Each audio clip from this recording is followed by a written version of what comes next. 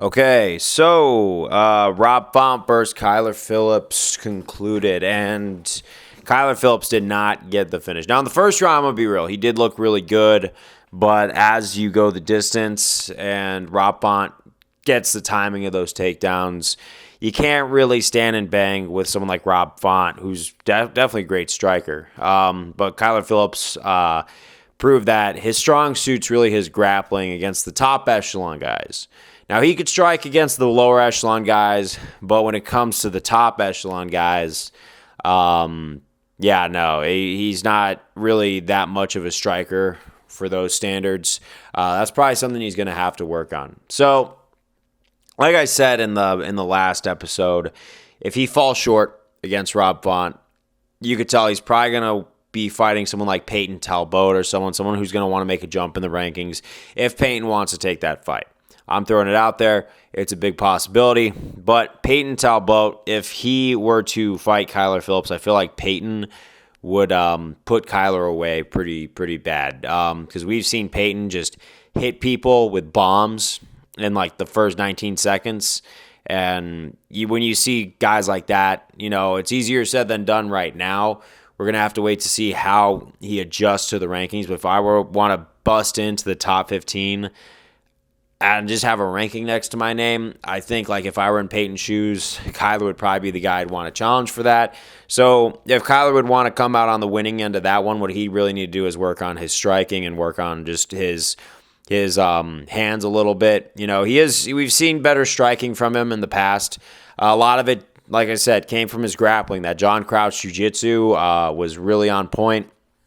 He wasn't slacking, so you could tell this wasn't an off night. I think he just felt the top 15 and or the top 10, and he'll be back. Because he was ranked number 12, still probably going to be ranked number 12. We'll see where that goes. But Kyler definitely did meet his match tonight. Unfortunately, he could have. It looked like an easy target for him in Rob Font, but Rob's just a test, man. It's easy until you get up there in the top 10, and then once you get in the top 5, it gets even harder. So it always is what if once these guys who are racking together wins fight someone who has a ranking of high status next to their name or has history in there, because Rob Font's a seasoned veteran. I know he's a little on the older side, and usually you see people tend to break down around that time. Rob's not in contention for any title, seriously. In fact, I don't even know who he calls out next. Now, of course, he did say Sean. I don't know if he meant Sean O'Malley, but I don't think he should fight Sean O'Malley.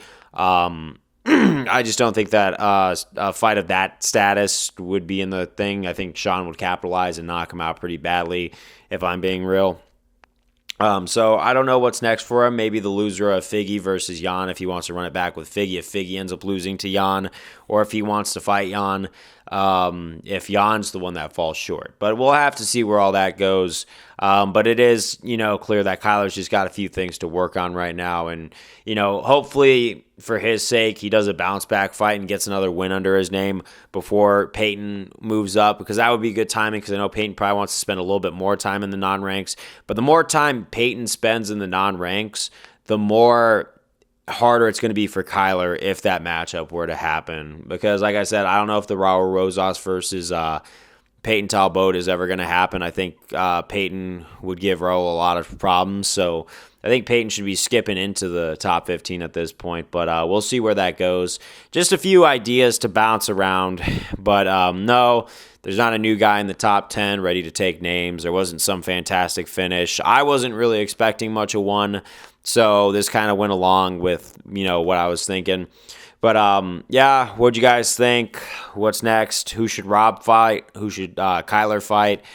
Should it be Peyton? Should it not be? We'll see where that goes. But, peace out. On to the next.